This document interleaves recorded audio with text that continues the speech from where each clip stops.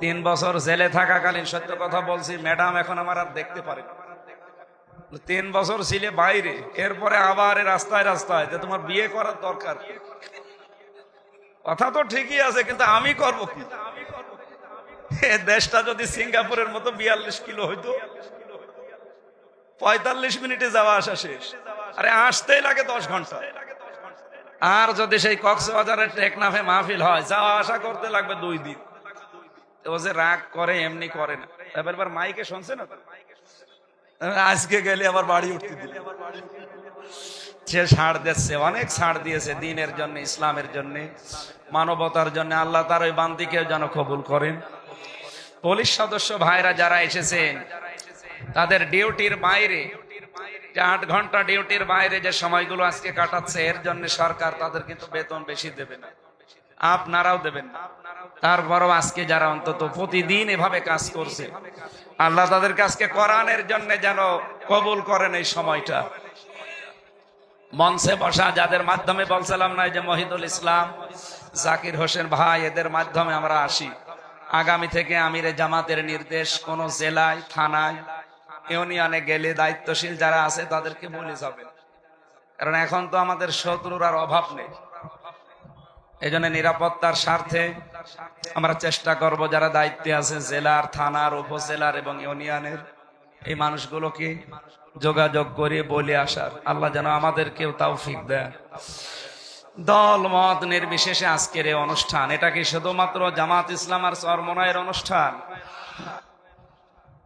এমনকি অন্য ধর্মের যারা এলাকায় বাস করে, অন্য ধর্ম বাস করে আছে, হাদা বায়ানুল লিন্নাস হুদাল লিন্নাস।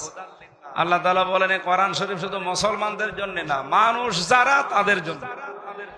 সুতরাং ধর্মেরও কেউ যদি এসে থাকেন, আপনাদেরকে ওয়েলকাম জানাচ্ছি। কোরআন শুনতে এসেছে, আল্লাহ রাব্বুল আলামিন সবাইকে নিয়ে তার কোরআনে প্রবেশ করার তৌফিক যে আমাদেরকে এই সুন্দর পরিবেশে দিলেন, বলেন আলহামদুলিল্লাহ। দরুদ আর সালাম পড়ছি নবী মুহাম্মদুর রাসূলুল্লাহ সাল্লাল্লাহু আলাইহি ওয়াসাল্লামের প্রতি। এই মাসে আল্লাহ তাকে পাঠিয়েছিলেন। কি মাস চলছে এটা? রবিউল আউয়াল। যদিও রবিউল আউয়াল আসলে আমরা অনেকে নবীজির মহব্বতে পাগল হয়ে যায়, কিন্তু যে বিষয়ে মহব্বত করা দরকার সেই অনুসরণের মাধ্যমে, সেইটাই আমাদের খেয়াল নেই। তাকে আপনি ভালোবাসেন, মহব্বত করেন, কিন্তু অনুসরণের মাধ্যমে। তাকে অনুসরণ না করে যদি শুধু জিলাপি খেজুরের জন্য মহব্বত হয়, আপনি আল্লাহর কাছে ক্ষমা পাবেন? বলেন বলেন, একটু খেয়াল করে শুনবেন এই আয়াতটা, যদিও আপনি এর আগেও শুনেছেন, আমি নতুন ভাবে বলছি। রব্বুল আলামিন বলেন, কুল ইন কুনতুম তুহিব্বুনাল্লাহা ফাত্তাবিউনি ইউহিব্বুকুমুল্লাহ। নবী, আপনি দুনিয়ার মানুষকে বলেন, যারা এই কথা বলে আল্লাহ তোমাকে ভালোবাসি, এ দাবি আমাদের নেই। কথা বুঝতেছেন ভাই? এটা ক্লাস চলছে, এ দাবি আমাদের আছে কিনা বলেন তো, যে আল্লাহ তোমাকে ভালোবাসি। যারা এই কথা বলে আল্লাহ তোমাকে ভালোবাসে, তাদেরকে আপনি বলেন আল্লাহ তোমাকে ভালোবাসি, এ কথা বলার দরকার নেই। আমাকে যদি কেউ ভালোবাসার প্রমাণ দিতে চায়, সে যেন আপনার অনুসরণ করে। আমি কোরআন শরীফ ছেড়ে দিলাম আপনার কাছে। পৃথিবীতে যত মানুষ আছে, যদি দেখাতে পারেন সূরা আলে ইমরানের 31 নম্বর আয়াতে যে আল্লাহ বলেছেন আল্লাহকে যদি ভালোবাসতে চাও রসুলকে ভালোবাসো, দেখান? নেই। অথচ আমরা এইটাই শুনেছি এতদিন, যে আল্লাহকে ভালোবাসিয়ে দাবি যদি কেউ করে, সে যেন রসুলকে ভালোবাসে। কোথায় আছে আপনি? এখানে ফাত্তাবিউনি শব্দ আছে, তাবউন শব্দের শাব্দিক অর্থ হচ্ছে দেখে দেখে চলা। অধ্যক্ষ মকসেদ আলী সাহেব আমার সামনে দিয়ে হেঁটে যাচ্ছে, কতটুকু পায়ের ডিস্টেন্স রেখে পা ফেলতেছে, কিভাবে হাত নাড়াচ্ছে, কিভাবে মাথা দোলায়, ঠিক ওইভাবে দেখে দেখে চলার নাম তাবউন। আপনি এখানে হাব্বুন শব্দের অর্থ করেন কি করে? এখানে কি হাব্বুন আছে? আল্লাহ যদি ইউহিব্বুকুমুল্লাহ দিতেন, যে তোমাদেরকে যদি কেউ আল্লাহকে ভালোবাসিয়ে দাবি পূরণ করতে চাও, রসুলকে ভালোবাসো, আমার আল্লাহ বললেন রসুলকে যেন সে অনুসরণ করে। আমি আল্লাহ কি করব জানো? অনুসরণ করলে ইউহিব্বুকুমুল্লাহ, নিজেই তাকে ভালোবাসা আরম্ভ করব। আমি আল্লাহ তাকে ভালোবাসা আরম্ভ করেছি এ কথা কিন্তু এখানে নেই। এটা মজারে, বর্তমান, ভবিষ্যৎ, প্রেজেন্ট, ফিউচার। তার মানে এখান থেকে আল্লাহ আমাদেরকে শিক্ষা দিতে চান, আপনি যদি রাসূলুল্লাহকে অনুসরণ আরম্ভ করেন, আল্লাহ আপনাকে ভালোবাসা শুরু করবে। কি কথা বলেন না কেন?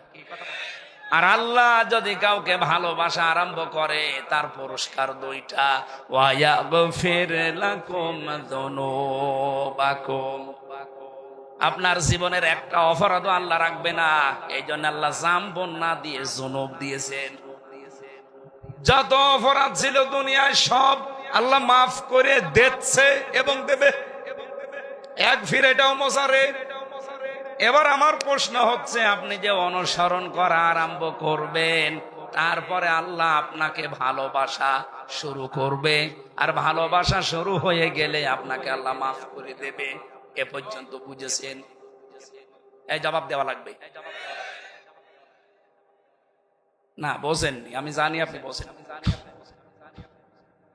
আমার প্রশ্ন, আপনি যদি আল্লাহর ভালোবাসা আরম্ভ করতে চান, জীবনের সব অপরাধ মাফ করে নিতে চান, অনুসরণ করা লাগবে হামজাকে। কাকে?